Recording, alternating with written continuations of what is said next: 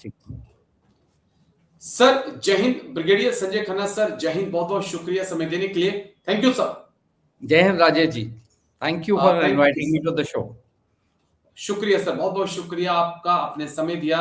दरअसल sir, Iran Israel America जंग का 8वां दिन, और ईरान ने भी दिखा दिया कि वो क्या पावर है। अमेरिका को कड़ी टक्कर दे रहा है, लेकिन अमेरिका के सामने कब तक टिक पाता है ये देखना बहुत इंटरेस्टिंग होगा, क्योंकि धीरे धीरे ऐसा लग रहा है कि हम मिसाइलों का जो जखीरा है वो कम होता जा रहा है। लेकिन कई बहुत बड़े सवाल हैं सर, इससे भी गहराई वाले सवाल हैं कि अगर इंडियन ओशियंस में आकर भारत में आई एक ईरानी शिप को अमेरिका मार गिराता है, हालांकि वो भारत के जल क्षेत्र में नहीं थी लेकिन बाहर थी, लेकिन ईरान भारत का मेहमान था, तो कई सवाल उठ रहे हैं सर कि क्या आने वाले वक्त में अमेरिका अगर भारत के साथ संबंध खराब होते हैं तो क्या भारत के खिलाफ भी ऐसा कर सकता है। इसका भी जवाब चाहूंगा, लेकिन पहले तो बड़ा सवाल यह है कि इंडियन आर्मी ने, इंडियन एयरफोर्स ने, नेवी ने ये जो 8 दिन की जंग है सर, इससे क्या लेसन्स लर्न किए हैं।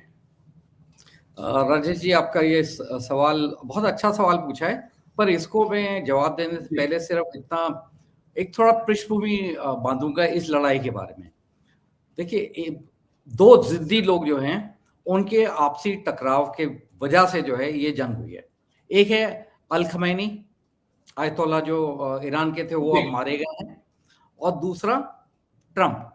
1979 रेवोल्यूशन के बाद जो है, उस टाइम आयतोल्ला खोमेनी थे, उन्होंने एक फ्रेज दिया था, डेथ टू अमेरिका, और वो डेथ टू अमेरिका जो है आज तक चला आ रहा है। और साथ ही साथ इजराइल जो है वो एक्चुअली अगर देखें तो मिडिल ईस्ट में one of the most powerful, military तो कोई उसका वहां कोई मुकाबला है ही नहीं, और ईरान ही एक ऐसा था जो टक्कर दे सकता था। मिडिल ईस्ट में वर्चस्व की लड़ाई काफी टाइम से चल रही है, जिसमें एर्दोगान भी शामिल हो गए, टर्की के जो प्रेसिडेंट है, क्योंकि वो तो ऑटोमन एम्पायर जो वो चाहते हैं कि पूरी खलीफत, मुस्लिम खलीफत जो है पूरी दुनिया में इस्टेब्लिश हो जाए, वो उस चक्कर में वहां के लीडर बनना चाहते हैं। दूसरा है इजराइल अपने अस्तित्व की वजह से जो है वहां पे वो अपनी ऐसी साख बनाना चाहता है अमेरिका के सपोर्ट के साथ, जिससे वो अनडिस्प्यूटेड वहां पे हो, और वो भी इस सिचुएशन में हो कि चीजें मिडिल ईस्ट में डिक्टेट करे। तीसरा है ये जितने अरब वर्ल्ड के हैं, देखिए सऊदी के तो वो तो है ही हैं, बट अदरवाइज पाकिस्तान बीच में वो भी घुसने की कोशिश कर रहा, तो मिडिल ईस्ट जो है बहुत इंपॉर्टेंट हो गया है। हम तेल तेल तेल की बात करते हैं, यस नो डाउट तेल की बात करनी चाहिए, क्योंकि 20% जो है तेल वहां से आता है। अब जब ये जंग शुरू हुई है तो ऑब्जेक्टिव क्या थे? सबसे बड़ा ऑब्जेक्टिव जो था ट्रंप का वो और इजराइल का, वो न्यूक्लियराइज वेपनाइज स्टेट जो है ईरान को नहीं चाहते हैं। उनको पता है कि अगर सिर्फ अमेरिका के लिए आने वाले में भी 5 साल 10 साल में अगर ये आईसीबीएम डेवलप कर लेते, उनके लिए दिक्कत होती, इजराइल के लिए तो है ही है, बिकॉज वो रेंज में है। साथ ही साथ जो बाकी मिडिल ईस्ट की कंट्रीज हैं उनके ऊपर भी न्यूक्लियर तबाही ला सकते थे। और एक बार अगर ईरान के पास न्यूक्लियर वेपन्स वो इनरिचमेंट करके प्रोड्यूस कर पाता, तो वैसे ही अनडिस्प्यूटेड जो है एक तरह से लीडर बन जाता इस्लामिक वर्ल्ड का। पर क्योंकि देखिए ईरानियन जो है वो शिया हैं, और मैक्सिमम जो मिडिल ईस्ट के या और मुस्लिम देश हैं वो सब सुन्नी हैं, तो वो नहीं चाहते। तो ये इन सब वजह से जो है वहां पे ये टकराव शुरू हुई। तो न्यूक्लियर का आपको पता है कि न्यूक्लियर साइट जो ईरान की पिछले साल 12 दिन के युद्ध में जो है काफी बार कोशिश की गई, B-2 बॉम्बर्स जिसमें GBU-57 बॉम्ब भी गिराए गए।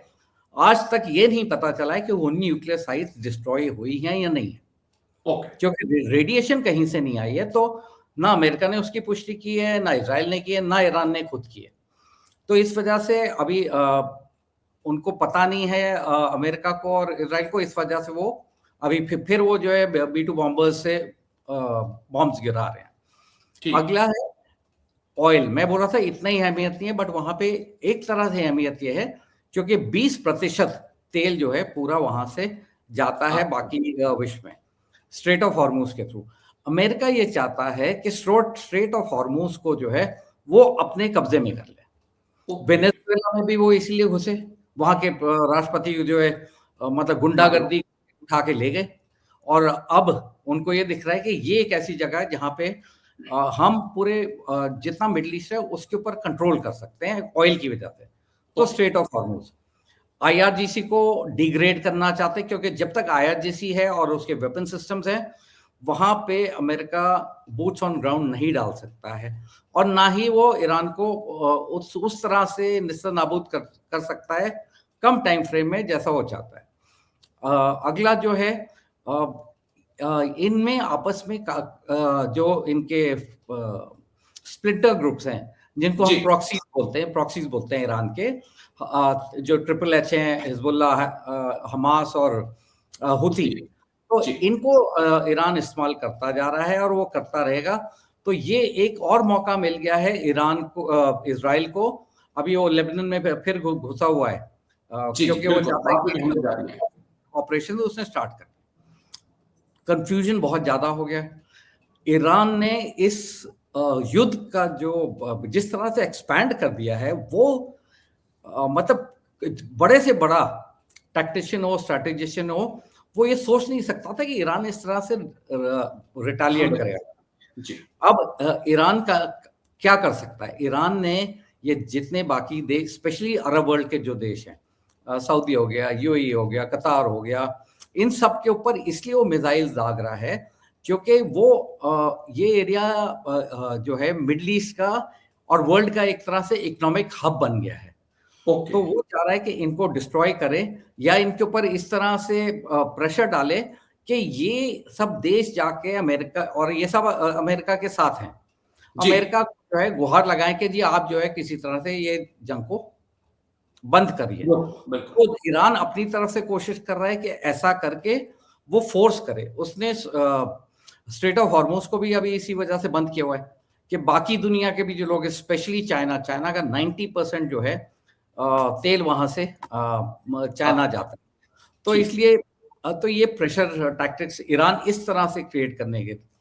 ट्रम्प चाहते थे कि ईरान में मतलब बिना लड़ाई झगड़े किए जो है किसी तरह से आयतुल्ला अली खमेनी को जो है वो अपनी सत्ता छोड़ के चले जाए, और इसीलिए वहां के जितने बाशिंदे थे उनके लिए बार बार ये गुहार लगा रहे थे कि जी आप जाके जो है अपराइजिंग करिए और आप एजिटेशंस करिए, जैसे हमने देखा है नेपाल में, बांग्लादेश में, श्रीलंका में जैन जी ने जो है तख्ता पलट कर दिया और कोई फौज इस्तेमाल नहीं हुई। तो प्रेसिडेंट ट्रम्प भी यही चाहते थे कि इनके थ्रू करें जिससे अमेरिका बुरा ना बने। पर अमेरिका ने अल खमेनी को मार गिराया, उसके बाद ये समस्या स्टार्ट हो गई। अब हम आते हैं आपके प्रश्न के ऊपर। इंडियन आर्मी, नेवी और एयरफोर्स के लिए मैं बोलता हूँ कोई भी युद्ध हो, सिर्फ यही नहीं, कोई भी युद्ध हो, हर जगह आपको लेसन की लर्निंग होती है। पिछले जो मैं बोल रहा हूँ 2022 से ज्यादा ये शुरू हो गया है कि एयरफोर्स और जो आर्मी है उनके पास ड्रोन्स होना बहुत जरूरी है, और ड्रोन्स मतलब हजारों नहीं लाखों की संख्या में चाहिए। अगर आपने ओवरवेल्म करना है अपने एनिमी को, अगर बिल्कुल ही निस्तनाबूद करना है, और तो यही एक तरीका, और ये सबसे सस्ता तरीका है। और ड्रोन का तो ऐसा है कि ये कहीं पे भी आप ले जा सकते हैं, और जो सर्वेलेंस इक्विपमेंट्स है उसको भी ये बाईपास करने में इसमें क्षमता रहती है। नेवी का दबदबा हमें पता है बहुत जरूरी होता है, और इसी को ये प्रेशर बनाने के लिए ही अमेरिका ने अपने जो उसके दो जेराल्ड और दूसरा भी ध्यान में नहीं आ रहा है, जो इन दोनों को जो है वहां पे उन्होंने भेजा हुआ है बाकी वॉरशिप्स के साथ। तो एक वो स्ट्रॉन्ग पोस्टरिंग कर रहे हैं। तो इसका मतलब नेवी जो है बहुत बहुत स्ट्रॉन्ग होने से आपका एक तो रीच मिल रही है, एडिशनल रीच उनको मिल रही है, जो कि बिकॉज ये जितना अमेरिका के पास ये जितने वॉरशिप्स हैं, ये बहुत हाई कैलिबर मिसाइल्स, और इनमें भी ड्रोन है, फाइटर एयरक्राफ्ट, मतलब आप जो सोच सकते हैं, समझते हैं, वो ये इक्विपमेंट है। तो एक तरह से वो सी से भी डोमिनेट कर रहे हैं और डिक्टेट कर रहे हैं। एयरफोर्स की अगर हम बात करें तो एयरफोर्स के लिए क्या जरूरी होता है किसी भी जंग में घुसने, आपको एयर को सैनिटाइज करना, आपको जो एनिमी की एयर स्पेस है उसके ऊपर इतना ज्यादा आपका दबाव रहे और ओवरवेलमिंग सुपीरियरिटी रहे कि वो अपने एयरफोर्स को इस्तेमाल ना कर सके। पर इस केस में थोड़ा अलग हो गया, बिकॉज ईरान के पास इतने पुराने फाइटर एयरक्राफ्ट्स हैं और ना उनकी काबिलियत है। आपने 12 दिन की भी जो लड़ाई हुई थी, आपने हार्डली सुना होगा कि ईरान ने अपने फाइटर एयरक्राफ्ट्स कहीं इस्तेमाल किए, नहीं किए और वैसे ही इसी जंग में तो इन्होंने, इजराइल ने और अमेरिका ने एयर सुपीरियरिटी जो है वो कर दी है। तो ये सीख इंडियन एयरफोर्स के पास भी है। 1971 में क्या हुआ था?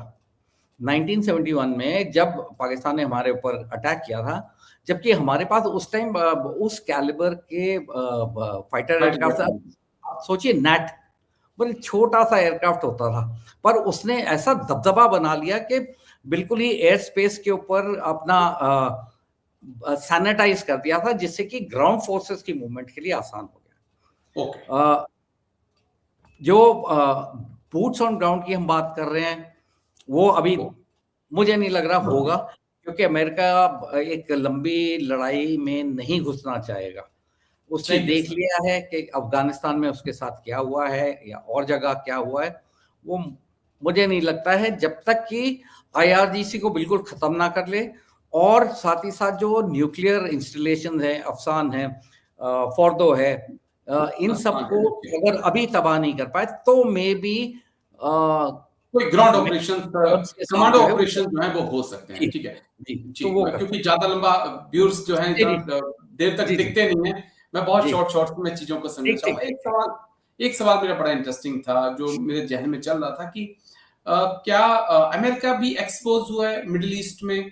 अमेरिका सिक्योरिटी की गारंटी देता था कि भाई कोई हमला नहीं होगा, हम यहाँ पर हैं, लेकिन तमाम अमेरिका के एयर डिफेंस सिस्टम लगे रहे, लेकिन ईरान ने जहां चाहा वहां ईरान ने मारा। तो ईरान, अमेरिका का वेपन सिस्टम भी एक्सपोज हुआ है सर?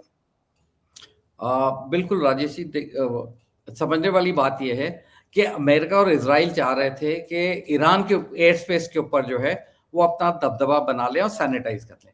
उन्होंने ये रियलाइज नहीं किया कि इतनी ज्यादा तादाद में मिसाइल्स और ड्रोन्स ईरान की तरफ से इनकी तरफ इजराइल और अमेरिका के जो मिलिट्री जो बेसिस हैं मिडिल ईस्ट में, उसके ऊपर आएगी, तो इनकी एयर डिफेंस कैपेबिलिटी उस हिसाब से ये स्टैब्लिश नहीं कर पाए, क्योंकि इन्होंने सोचा ही नहीं था। तो अमेरिका तो एक्सपोज हुआ ही हुआ है।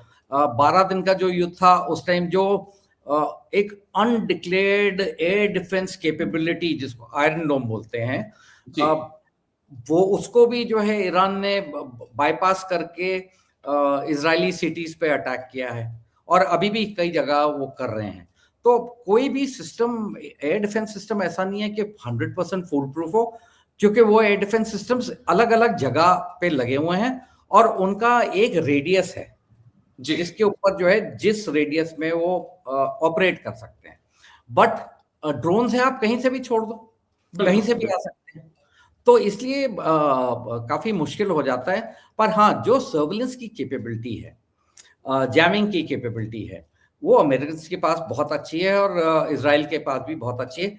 इसीलिए काफी हद तक तो मिसाइल्स और ड्रोन्स डिस्ट्रॉय किए गए हैं, पर क्योंकि स्वॉर्म अटैक्स हो रहे थे, मतलब एक साथ झुंड में आ रहे थे जी, तो इस वजह से डिस्ट्रक्शन का बहुत मुश्किल हो जाता है ऐसे हमलों को रोकना। बस एक आखिरी सवाल है, कितना लंबा ये युद्ध चल सकता है? 8वां दिन है, डोनाल्ड ट्रंप कह रहे हैं कि 4 हफ्ते, लेकिन कुछ एक्सपर्ट्स कह रहे हैं कि ईरान चाहेगा कि अमेरिका को एक लंबे युद्ध में खींचा जाए। तो आपका क्या अनुमान है, कितना लंबा युद्ध खींच सकता है सर? मैंने आपको बताया था कि ऑब्जेक्टिव जो मेरी समझ के ऑब्जेक्टिव है, एक तो न्यूक्लियोसाइड्स को बिल्कुल ही इस स्टेज में ले आना कि वो केपेबल ही ना हो आगे की गतिविधि करने के लिए, और दूसरा है कि ये स्ट्रेट ऑफ हॉर्मुज है, इसके ऊपर अमेरिका चाहता है उसका वर्चस्व बन जाए।